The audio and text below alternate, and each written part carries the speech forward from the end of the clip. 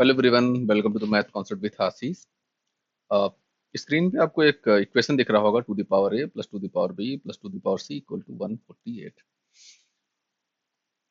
यहाँ पे A B and सी का वैल्यू हमें निकालना है। ये थोड़ा सा ट्रिकी क्वेश्चन है। इसके मैं आपको दो मेथड बताऊंगा कैसे इसको कैलकुलेट कर सकते हैं। तो सबसे पहले हम मेथड वन को देखते हैं। मेथड वन, इसमें हम देख सकते हैं कि यहाँ पे टू एक कॉमन फैक्टर है। तो अगर हम थोड़ा सोचें इसके बारे में, तो हम ये बोल सकते हैं कि किसी भी तीन संख्या को अगर हम सम कर रहे हैं तो वो हमारा 148 के बराबर आ रहा है। तो सबसे पहले तो हमें अ, ये सोचना पड़ेगा कि वो कौन सी तीनों संख्या होंगी और उसको कैसे टू के फॉर्म में हम अ, लिख सकते हैं।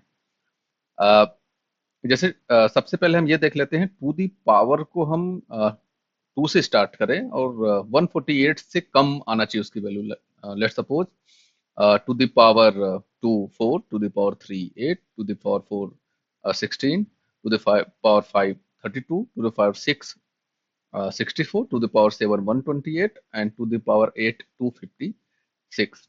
तो 256 148 से ज्यादा हो जा रहा है, लेकिन हमें क्या करना है कि तीन नंबर का सम निकालना है जो टू द पावर के फॉर्म में हो हर नंबर, और वो उसका सम जो है 148 होना चाहिए। तो यहाँ पे हम 256 के नीचे टू द पावर सेवन जोड़ लिखते हैं। तो अगर हम देखें two the power seven equal to कितना होता है, 128। एक नंबर हमें यहाँ मिल गया है। अभी भी हमारे पास 20 का डिफरेंस है। तो 20 के डिफरेंस में हमें दो नंबर सेट करने हैं जो दो टू द पावर में हो।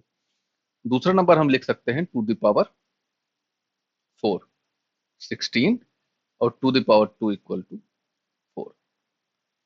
अगर इन तीनों नंबर का हम सम करें तो क्या ये 148 के बराबर होगा? यस।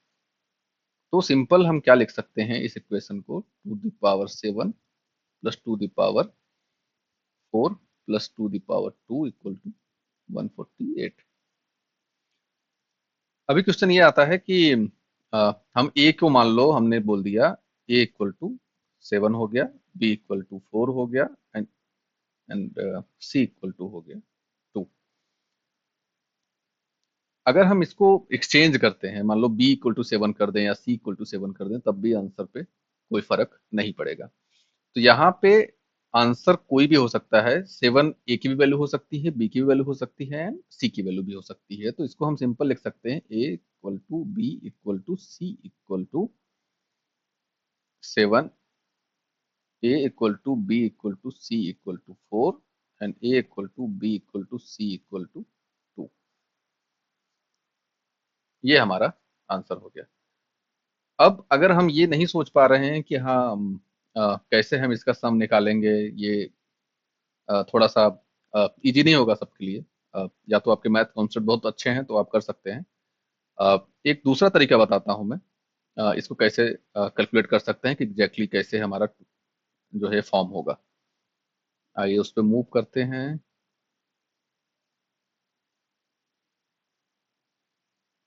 दूसरा तरीका ये है कि आपको ये पता है कि वैल्यू 148 है। तो सिंपली हमें करना क्या है, और ये भी पता है कि लेफ्ट हैंड साइड टू के पावर की बात हो रही है, यानी बेस टू की बात हो रही है। तो 148 की आप बाइनरी कैलकुलेट कर लीजिए। तो 148 एक डेसिमल नंबर है। 148 एक डेसिमल नंबर है। सबसे पहले इसकी बाइनरी हम लिखेंगे। मैंने एक बाइनरी पे वीडियो बनाया था कि कैसे डेसिमल टू बाइनरी कन्वर्ट कर सकते हैं। आप उसमें जाके इजीली देख सकते हैं कि डेसिमल टू बाइनरी कैसे कन्वर्ट किया जा सकता है। सिंपली मैं क्विकली लिख देता हूँ इसको। 1 2 4 8 16 32 64 128। तो 148 की बाइनरी होगी 1 0 0 1 1 0 0 0 1 0 0 1 0 1 0 1 2 3 4 5 6 7 8। ये हमारा बाइनरी हो गया। अब इस बाइनरी की हेल्प से हम देख सकते हैं कि कौन से पोजीशंस पे 1 है। सबसे पहले आप ये देख लो,